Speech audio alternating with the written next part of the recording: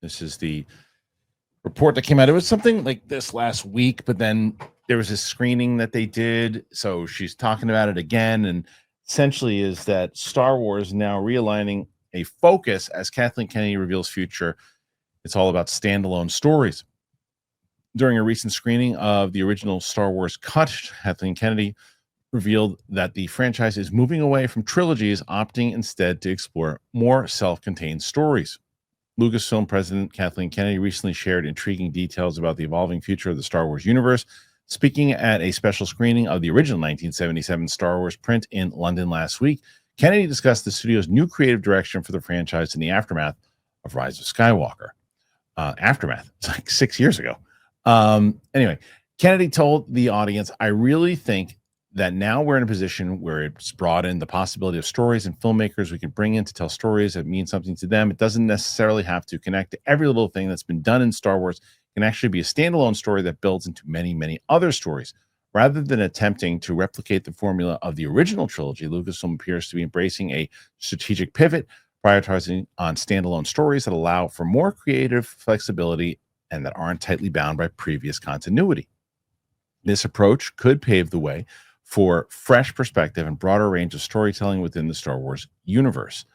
In other news, Kennedy confirmed she'll remain in London for the commencement of filming on Starfighter, which is set to begin shooting in September. She enthusiastically teased the upcoming project, saying it's going to be pretty big. This update indicates a significant new cinematic adventure is on the horizon for the beloved galaxy far, far away. In development is The Mandalorian and Grogu. We know that's pre-production, currently scheduled to be released on May 22nd. Starfighter is currently released May 2027. Rey Focus, The Rise of Skywalker sequel, no release date, directed by Charmaine Obaid-Chinoy and starring Daisy Ridley. There's also early development, James Mangold, Dawn of the Jedi, Rian Johnson's Star Wars trilogy, right? Taika Waititi's Star Wars film, Patty Jenkins' Rogue Squadron film, Donnie Glover's Lando film, Simon Kinberg's Star Wars trilogy. They just said they're not doing trilogies. Okay. As for the next film set to hit theaters, a trailer for Star Wars The Mandalorian and Grogu was released at the Star Wars Celebration event in Japan, although it has yet to be formally released online. That film is currently slated to release 2026, May 22nd.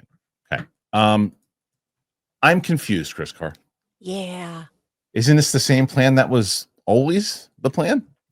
That's what it sounds like, but also it's always one of those things like, yeah, this all sounds good if you make them. Right. They haven't done a movie since 2019. Yeah. Like, and that slate that I just read you, there's nothing new. It's all the same stuff. We're focusing. We have a whole new direction. Where's the slate? Everything you know about already. Genuinely, when I got the show notes today, I went, I have to be reading this wrong. Because it was that idea of, well, what's the new development? Where's the new thing? What is the exciting announcement that I'm supposed to be talking about? Well, they had it was like, we're going to do all the standalone stories is what they said a while ago. And then they said, well, Solo didn't do very well on a standalone story. So we're not going to do standalone stories. We're going to do this. And then they did standalone stories anyway. And then they announced Starfighter and everything as standalone story. And they were going to do Rogue Squadron, which was a standalone story. They've been planning on standalone. This is nothing new. It's like, let me clarify. I think it's the right strategy. And I think you should do this and you should try new adventures and branch off to new things, but this isn't a new strategy. It's the same strategy that you had. We just had, like you said, we haven't seen anything yet. Yeah. It's just, this strategy is now being said with a lot of confidence, I feel. I think that's what it is. It's just a matter of like, no. We really want to focus in on our creators and let them go and build out things from there. Great. Warm weather hits suddenly. I'm juggling vacations. There's visitors, zero routine. Hydro brings me back to that structure so I can get quick, efficient workouts that keep me feeling grounded no matter what my calendar looks like.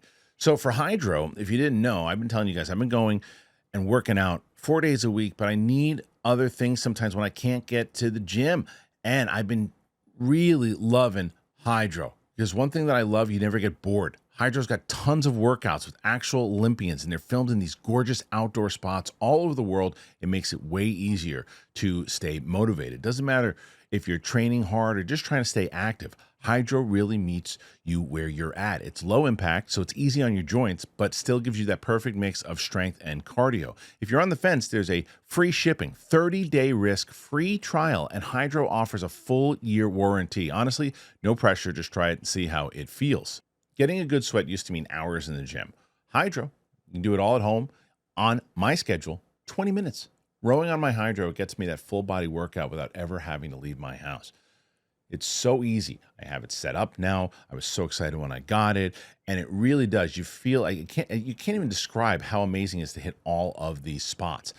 So you can skip the gym, not the workout. Stay on track with Hydro. For a limited time, go to hydro.com and use the code Kristian to save up to $470 off your Hydro. HYDROW.com. Use that code Kristian. Save up to $475. Hydro.com. Use the code Kristian. What announcements? We're not really, I mean, you don't have to make announcements, but you're not really making an announcement. You're not, this is about the pure definition of a nothing burger that you're going to get. Exactly. But I will say, I am, and call me, it's one of those things.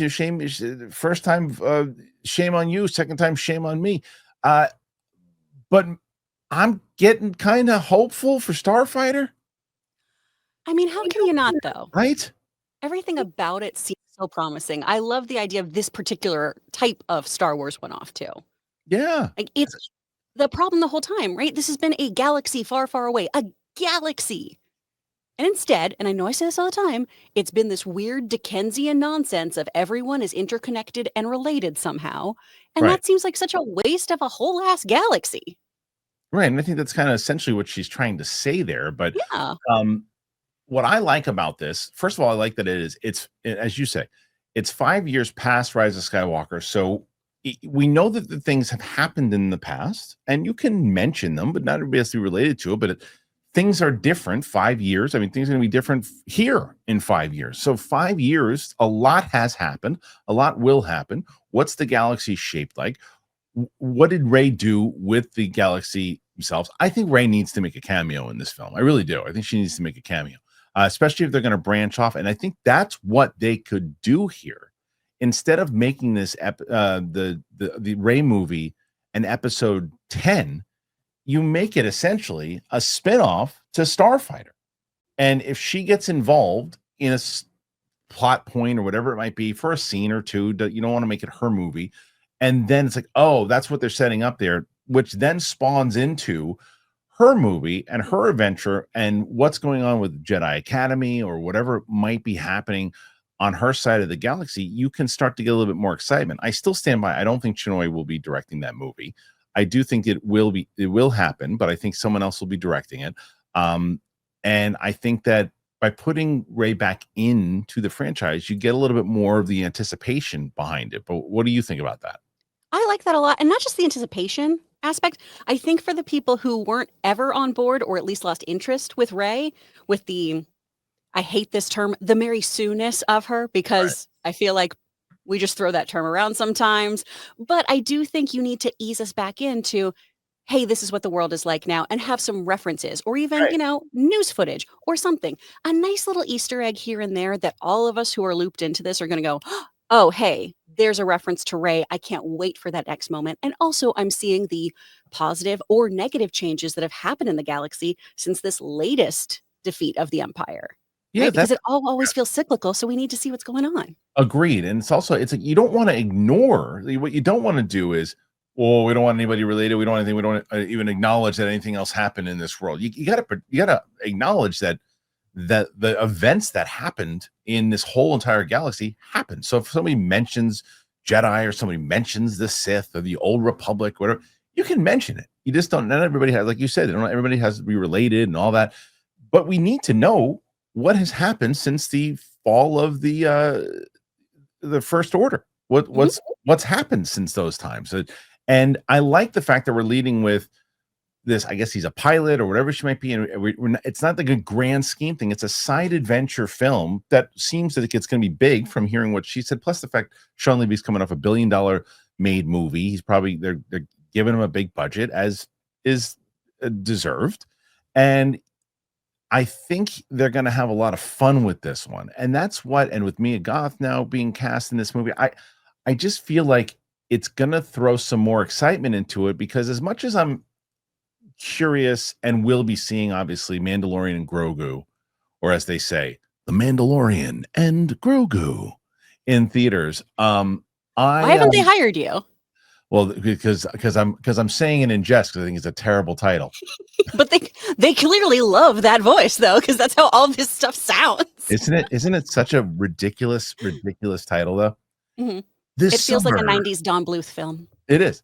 Join the little green guy and the guy with the helmet in The Mandalorian and Grogu. And then we have some nice like instrumental. Yeah, that's it. Hate the title. However, I do think that it makes sense because they want to really showcase Grogu. That's what's going to get people into the theater. And they're sick of people calling him Baby Yoda. Yeah, and they're going to get kids in the theater to see it too. That's what they're going to do. And this is the Moana 2 treatment. So this is essentially just Mandalorian season 4 adapted to a film, which is the right move. Yes, but it's not developed for the big screen. The first one developed for the big screen is going to be this Shawn Levy movie, which essentially could turn everything around for Lucasfilm if it hits. It's the hope. And I'm a huge Solo apologist. I think that movie's so fun. Talking about drug smuggling in Star Wars. Come on, give me more of that. I love that kind of stuff. I like the second half. Yeah, that's true. Yeah. You're never going to win me over with how he got his name. I mean, that is trash. It's atrocious. It's very, very fair. Also, the dice is still a thing. I'm like, yeah, these are a really huge deal, I guess. Now? No. It's like, no, thank you. But it's not terrible. It's just, but the thing was, as I mentioned, they were in a place where they were making plans and they bailed because they got scared because that movie didn't hit. And that movie, they didn't really analyze it, why it missed, and part of it was not even their fault. It was Bob Iger's fault. Bob Iger wanted them to put that movie out in May, right after Last Jedi hit and a month after Infinity War hit. It's like, what are you doing? And you've been leading, and you just had 3 back-to-back December massive hits in Rise of Sky, or the first one is Force Awakens. Force Awakens, yeah. Rogue One, Last Jedi, boom, boom, boom. All 3 of them hit in December. Solo doesn't make $1 billion. Does it make $1 billion if you put it in December of that year? No, but it would have made a lot more than it did. I was going to say it wouldn't be as much of a hit to the studio. Yeah, no, it would have been because there was no competition in December. There was nothing there, and it would have given people some time to get that friction of The Last Jedi out of there, which also brings me to that slate. I still can't believe that Rian Johnson's name is on that thing of the Rian Johnson trilogy. Who they're saying no more trilogies, and then another Simon Kinberg trilogy. Yeah, we're not doing trilogies anymore, except the other 2 that we announced. Yeah, except those. We're not gonna. It's like when somebody does I don't drink anymore, but I will have wine. Like that's not right. Right. I'm just shocked, honestly, because again, I'm also an apologist for Rian Johnson, where I really enjoyed where this could have gone, and I despise where it went. Yeah. Rise of Skywalker, that is not a movie for me. If you guys like it, that's great, but that is not for me. And I'm more so shocked that he would come back after the fandom and a very specific sect of the fandom, right? The more loud, toxic version. I think he likes Yeah? that. Yeah, I do. I think he likes man, he's got thicker skin than me. I mean, I can take some insults, but woof, magoof. He's a Dukes Up guy. He kind of knew what was coming. I thoroughly don't like his movie. However, I do like him very much. I think the Breaking Bad episodes are some of the best episodes ever directed. Were the ones that he did. I think that I like the Knives Out trilogy. I love Looper. Looper's so good. I just don't like the choices that he made in that movie whatsoever, and because this is a whole different conversation. But what I don't think is going to happen is it's not about why I think Rian Johnson would want to do it. If you're Disney, why would you want him to do it? If you're Disney. I think it is maybe because of just that controversy of so many people doing this ought to be good and coming in for a hate watch, which feels weird. But it feels like maybe that's a little aspect of it. You got to give him credit for having vision, at least, But Lucasfilm is the one who essentially has the vision if they want him to stay on. If I'm Bob Iger, I'm going, no, you guys can't. We can't do that again. It was the one I remember, and I bring this up all the time, when Mark Ellis and I were doing schmoes. I remember when we reviewed Man of Steel, and I really liked the movie. He didn't. And it was the first time I had ever seen really hateful, kind of trollish comments before, especially against Mark. And I had never seen that before. And it was foreign to me. And so the first thing I thought was, these DC fans are out of their minds, is the first thing I thought. These DC fans are nuts. I was like, you never see this with Star Wars, you never see this with Marvel. And then talking about Force Awakens and everything too, and it was like kumbaya, everybody running around holding hands with in the Star Wars world. I'm like, this is the best fandom of all time. I'm like, everybody loves each other. I was going to Star Wars Celebration. People are, I'm like, and then you look at DC, and it's just like, argh. When Last Jedi came out, it was like the North and the South. It just split it all apart. It imploded. I couldn't believe it. And I was looking around, and then eventually it happened with Marvel and everything else too. But I remember looking around going, this is way worse than DC, like way worse. And that, if I'm Bob Iger, I don't want that for my brand. Again, I'm trying to build this brand back. I don't, and the other thing is Taika Waititi movie is never going to happen. No. Come on. I don't believe that at all. Nor should it. I think his, again, using the example of, I think that his directed version of The Mandalorian was great. The stuff let me rephrase that. And I think I've said this before. If he directs something that someone else wrote, then I'm on board. He didn't write Ragnarok. He certainly added his style to it. He didn't write those Mandalorian episodes. At least I don't believe so. And he directed the hell out of those episodes. I believe he wrote Love and Thunder. I believe. Maybe I'm wrong, but it certainly had his stamp. I'm sure he did. And it was not good. It's bad. I just watched it again recently. It's a bad movie. And I don't think Star Wars needs that. I think Star Wars needs hope. Star Wars needs fun. Star Wars needs new lore, and Star Wars needs people who really get it and want to build it out. And I'm hoping that's what Sean Levy does. I hope so. He's really good at world building. He is. I like what he's done. I mean, I love Real Steel. I love that movie. Real Steel's fun. Adam Project. That movie had no right to be as good as it is. Yeah.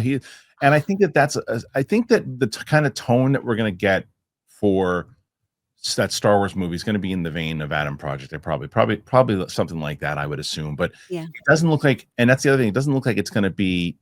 I mean, from what it looks like, it's him and an apprentice, or not apprentice, but like I guess someone who is his assistant. I don't know what media got this from. I can't remember how they explained it at Celebration. Do you?